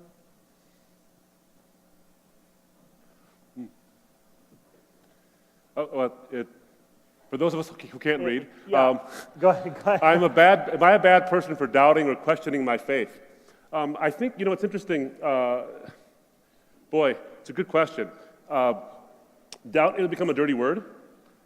If we say, you have to believe 100%, and if you have any questions or any doubts, then you're not really a true Christian, or whatever these things might be. This is interesting because let me just answer this as shortly as I possibly can, but it's terribly, terribly important because I think people often fall into despair, and their doubt creates further doubt. There's a difference between two things. There's a person who's a skeptic, and there's a person who's a cynic. A skeptic is somebody who doesn't believe something until there's enough evidence. A cynic is somebody who won't believe it even when there is. Two different things. Now, if you're a skeptic, I'm skeptical about a lot of things. But if you're a skeptic and you come to wrestle with these issues, doubt can often drive us to a knowledge of the truth because it drives us to find out, is this really real or am I believing in a fantasy? And doubt can help us get there. John the Baptist, the story of John the Baptist, of course, who Jesus said there was no man greater and born among women than John the Baptist, comes when he's in prison and bad things had happened to him, and he comes and brings his people to Jesus and says, are you the one who's to come, or should we look for another? This is the same one who baptized Jesus and saw the dove and all these things, yet he has his doubts. And Jesus rewards his doubts, not with saying, go away, be gone, you're a doubter, get out of here. He says, go tell John the evidence. His doubt, his sincere doubt, was rewarded with evidence. So doubt can be something that leads us to faith, a stronger faith. But if it becomes cynicism, that becomes a problem. Good. Excellent. Next question, please. Hi there. I was raised by a mother who was a feminist and is a questioning Christian at the moment. And she finds that there's some contradictions somewhere in the Bible that states that male have to be dominant over women, and women have to be submissive. So, just from a Christian perspective, does God favor a gender specifically? And you know why? What I think, your mother has a fair question there. I don't think it's just in a vacuum or in any sense of just trying to be cavalier about it. Not just that. You think of the very nation that he chose through whom to reveal himself. He could have chosen Rome. He could have chosen Greece. He could have chosen Babylon. In fact, William T. Ears, talking about it in a piece of poetry, said, how odd of God to choose the Jews. But then he went on to say, how odder still are those who reject whom God chose. God, I think, oftentimes in life, for the human life, chooses the weakest through whom to make his strength manifest. If you were to ask me what really makes this world, let me dispel one idea here. You often hear a statement, men are more cerebral, women are more emotional. Nothing is farther from the truth. But I'll tell you what I have found. Both are equal cerebrally, but women are more consistent in willing to let the thought be connected to the emotion. Men like to hide from the emotional ramifications of the thought. So if I talked to my mother, she'd immediately connect the emotion with what she was thinking. With my father, he could draw circles around it because he'd run from the feeling. I've talked to husband and wife. We were on a vacation once, and they had both lost a son.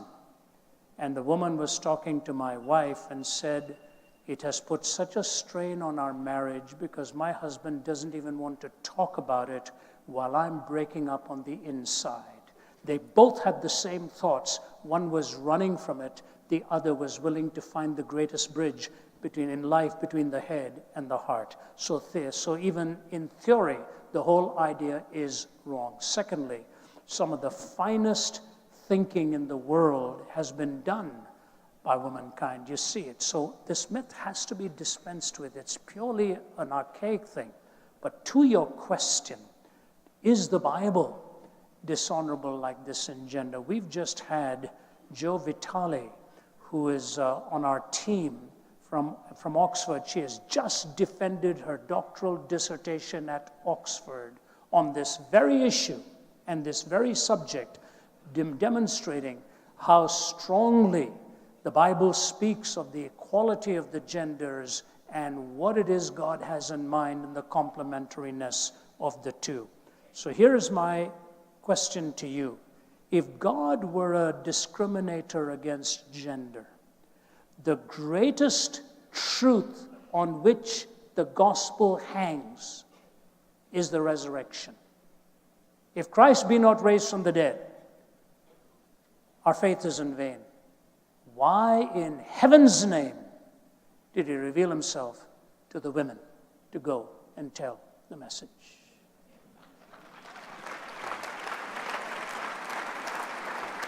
All of Easter hangs on the testimony of womankind with whom he trusted the entire gospel.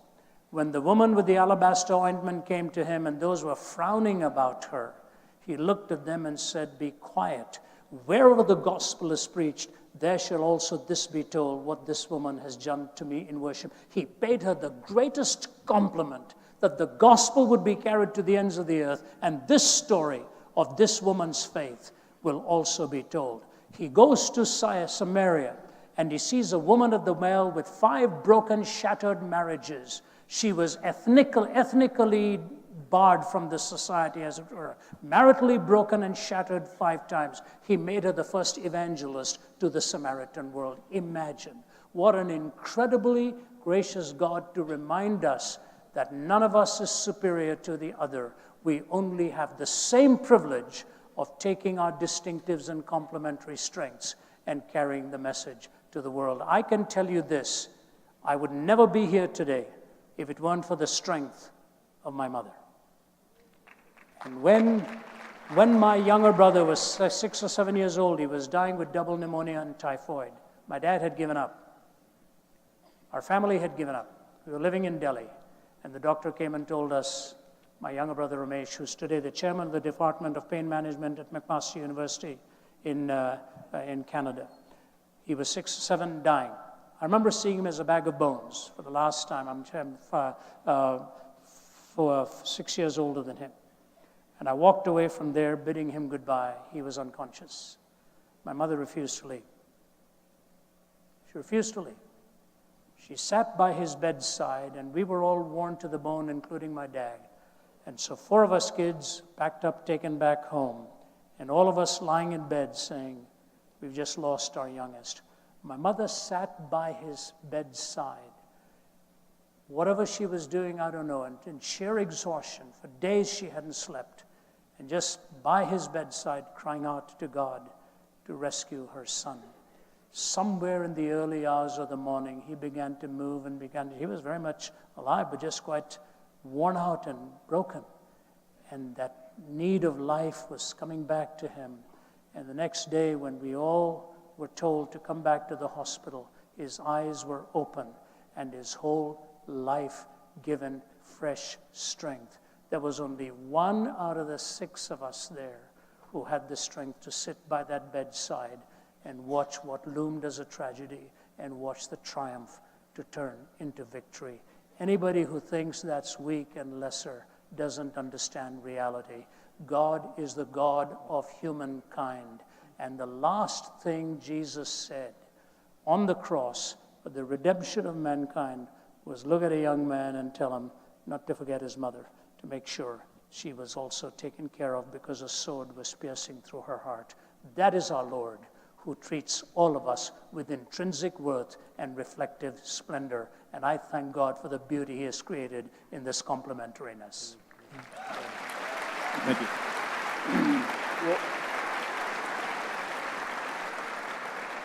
Let's do this. We're still going to have some time to answer questions in the back. We've got kind of a special thing I want to make sure we cover at the end. So let's do this. Let's do one final question. Dr. Zacharias, I believe, wants to have some final words here, and then let's take a final question on this. Hi. I was wondering, I've grown up steeped in church traditions. I went to a religious school. I still go to a religious school. And I feel that perhaps indirectly I've been taught that the most important thing about Jesus is his death. And I was wondering how true that is. Well, boy, without his death, there is no gospel. Without his resurrection, the death doesn't mean anything. I once gave a talk, great question, by the way. I once gave a talk at a business. I sort of was talking about Easter at Diversity Day. because they'd never had a thing about Easter done at this particular business. And I made this statement, and I think it's true, that Christmas without Easter is meaningless. Easter without Christmas is not possible. So you see the birth and the death and the resurrection all wrapped up into the same real story. The story is a beginning, middle, and end. But when Jesus was asked, "Why have you come?" he says, "For this reason I have come." He's come to give his life as a ransom for many. That's the reason. Now that ransom is his death as a payment for sin, because what the gospel tells you and tells me is this. And by the way, if I can just have a short aside here, I love Jesus for a lot of reasons. One of those reasons is he's not a salesperson who tells you what you want to hear. He tells you what you need to hear. It's a very terrible sales pitch to say, "You're evil, come follow me." What kind of a poster is that? But people do it anyway. He tells you what you need to hear, not what you want to hear, in distinction to every other worldview, by the way, which tells you that you can do it yourself. You're the one who can make it on your own, and I think if the 24-hour news is one of the worst inventions of the past 20, 30 years. I got a clap over here on that one. But one thing it does provide us, though, is ample evidence that man is in need of a Savior who's not himself. We need someone who's not us to save us from ourselves because of our innate evil and our sin. Jesus told us that 2,000 years ago. So we need someone who can redeem us, who can pay the penalty that we deserve. Jesus says, "I'm that guy." Now what's interesting is, if he died and stayed dead, then how would you know he's right? He could be dead and, well, maybe he was right, maybe he was wrong, who knows? He's like everybody else, so maybe he was wrong. But he didn't stay dead. His death is the payment. When he says on that cross, tetelestai, when he says that in the Greek, it actually means it is finished, it is accomplished. It's a financial term, paid in full. It's like a stamp on a document. The debt is paid. That is done for us. But you can know that he was right, that he took away the sins of the world through that death because of his resurrection. If he died and stayed dead, no way to know. But he didn't die and stay dead. He showed his conquering over that death, his conquering over the last enemy through the physical and, I believe, truly historical resurrection from the dead. So the death without the resurrection doesn't really show you anything, but the resurrection shows that the death meant something. In fact, let me just put it this way plainly, it meant everything. Thank you. Some years ago, I had the privilege of speaking at the United Nations, and they had asked me to speak on a search for absolutes in a relativistic world. It's a tough subject, especially in the early hours of the morning. And you get them in about 18 minutes. And what I did in my talk is talked about 4 absolutes that we really look for: evil, justice, love, and forgiveness. I said we all have the desire to call some nation an evil nation. You brand some nations evil nations. But you all also talk about justice. You want just societies. You all love your families and you miss your families. And then some of you are going to blow it ethically, and you need to be forgiven. Evil, justice, love, and forgiveness. So I said to them, where in the world did all of these converge at one point in history? There was pin drop silence. I said they converged on a hill called Calvary. And as that meeting was over and I presented to them the message of Calvary, they were lined up, the ambassadors. And one of them came to me, shook my hand, and he said, "Dr. Zacharias," he said, "I come from an atheistic nation, and I don't want to be here. My president asked me to come here. I hate being here. I miss being here. But I want to say to you, today I have found out why I came here. I came here to find God. I came here to find God." Recently, I was in a Middle Eastern nation where the Minister of Finance came and asked if he could talk to me personally. Some of my colleagues know which one I'm talking about. He doesn't want to be there. So much violence. He sent his family out. And he said, "I'm only here because of my faith and the sacrifice that Christ made for me, that I want to do my part in life." To take one aspect of the gospel and make it the most important aspect is actually that which God had joined together. Let no one put asunder. It is the birth, life, death, and resurrection. They are all put together. His death was spoken of, prophesied, and so was his resurrection. Even Paul struggled with that I may know him, the power of his resurrection, and the fellowship of his suffering, being made conformable unto his death. One thing the death of Christ does is answer for me the question of evil and pain and suffering. that no other worldview offers. My colleague Vince Vitale and I wrote the book, Why Suffering? And in that I made the comment that God does not conquer in spite of the dark mystery of evil. He conquers through it. He conquers through it. So the cross is central, but it is not in isolation, because you and I do not need a guru. We need a savior to offer and heal that which is central to your life and mine. And the Cross of Christ by John Stott is one of the most powerful books I have ever read. If you haven't read that book by John R.W. Stott, it's an all-time classic. Please take it and read it. But it fits into the grand design of God's total plan. Thank you for asking that. And now I come to this closing. Many times, as the years have gone by, and I've been in this now for 4 decades, I ask myself the question, why am I doing this? What's in it for me? Your organizers will tell you, money is not even mentioned in this when we come. I frankly don't know who's paying for what in this. We just show up. We're here. And we cover 15 to 20 countries a year. Deep in my heart, I am persuaded that outside of Jesus Christ, there is no other answer to the haunting questions of your life and mine. I say that truthfully. As book after book has been written, I have no other answers. If there were, I would give them to you. And so whether you're speaking at the Center for Geopolitical Strategy in Moscow, or the UN, or a university, or sitting next to somebody in a plane, the only answer I have seen is in the person of Jesus Christ on the 4 questions of life, of origin, meaning, morality, and destiny. And especially to you students, may I say this, you have a rare privilege. You have a very rare privilege. I didn't have the mind that you all do, frankly, and I'm not putting this up, but I would never have made it into a university like this. I lived for cricket. I wanted to play cricket. I was a sports person. I wanted to play cricket for India. That was my goal. I neglected my studies, never worked hard, ended up with shame on a bed of suicide. In about 2 weeks from now, I'm speaking at St. Stephen's College at the University of Delhi, probably the premier institution in the whole country of that specific nature. Anybody here from India will tell you St. Stephen's College, Delhi, most of India's students would never even get in. And yet the principal has asked me if I would come there and present a defense of the Christian faith.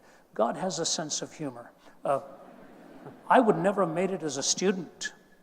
And now they're asking me to come and speak to them. This is how God does it, because the coherence of the Judeo-Christian worldview deals with where you are. And you have 2 options to go with. And I'll close with this and give you what I think would be a marvelous response on your part. Your tensions are great. Your allurements are great. Your physicality is a strength, but also makes you vulnerable. You are possibly oftentimes at the mercy of an academic who wants to knock God out of you. This happens again and again and again. I hear it so often. I will tell you this.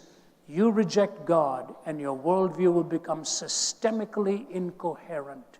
You follow the truth where it leads, and in the person of Christ you will find personal meaning and the meaning that God can help you carry it to the rest of the world. Konrad Adenauer, after the Second World War, was alone with Billy Graham. Billy Graham is not very formally educated, and he will tell you that. With a minimal education, God's anointed him. Konrad Adenauer looked at Billy Graham. Billy Graham told this to us around a gathering of lunch. And he looked at me and he said, Mr. Graham, do you believe Jesus Christ really rose from the dead? And Graham said, Mr. Adenauer, if I didn't believe that, I would have no message left to preach to the world. He said, Konrad Adenauer walked out towards the window, looked out of that window and turned around. He said, looking at the ruins of his city, he said, Mr. Graham, outside of the resurrection of Jesus Christ, I know of no other hope for mankind. Outside of the resurrection of Jesus Christ, I know of no other hope for mankind. Several years ago, when I was a young man just starting my ministry living in Toronto, I was driving on the 401. It was a cold night, snowy night. I was driving in my little Volkswagen Red Bug, and I saw a guy on the side of the road thumbing for a ride on a highway. I said, somebody's going to run over him. I pulled up on the side quite late at night, about 10:30. I opened the door. I said, are you okay? He said, can you take me home, sir? I said, where do you live? And he told me it was not near my home, but I was fearful for him. And fearful for myself, he's a total stranger. I said, come on in. So before he even said anything, I said, please give me your name. He said, my name is Lorne Lusthouse. I said, as we are driving, talk to me about who you are, and then I will tell you what I do. And as we were driving, he said to me, tonight's been another night. Same thing, liquor, fun, everything. He said, Ravi, I'm a messed up young guy. I'm totally messed up. He was stopping, pausing, thinking, collecting his thoughts. When I dropped him off at his home, I took his hand. I said, Lorne, I'm leaving out of town early tomorrow morning. Will you please see me when I come back next week? Here is my phone number and my address. I want to see you. I want to meet with you. He said, okay, and he took my phone number and address.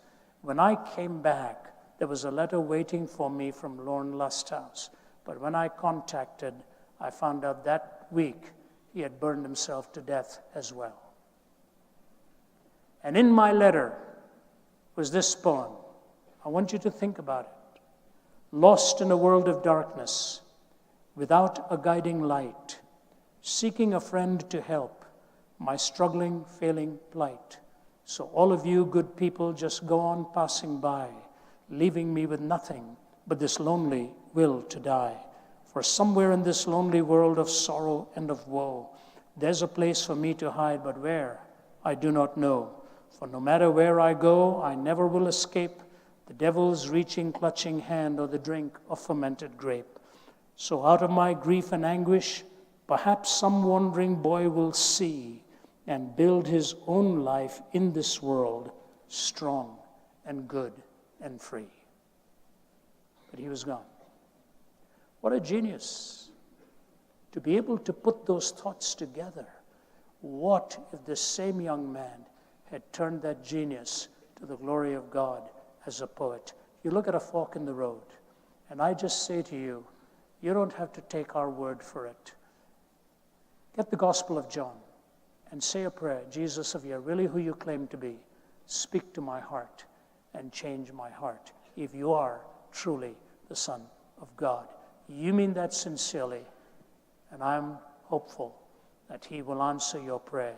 And when you enter that relationship, you will become an ambassador for him as well. What an honor for me to be here at your great university and see a turnout like this. We're not worthy of a turnout of this nature, but thank you for hosting us. And if even one of you gives your life to Jesus Christ or begins your journey in that direction, we would consider worth it for having come here.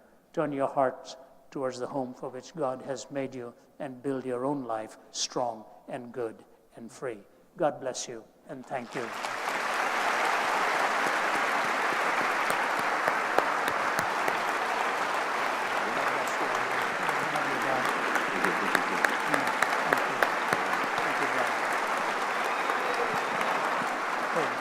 Thanks, Brian. God bless you, friend. Bless you, Robbie. Thank you, brother. Thank you.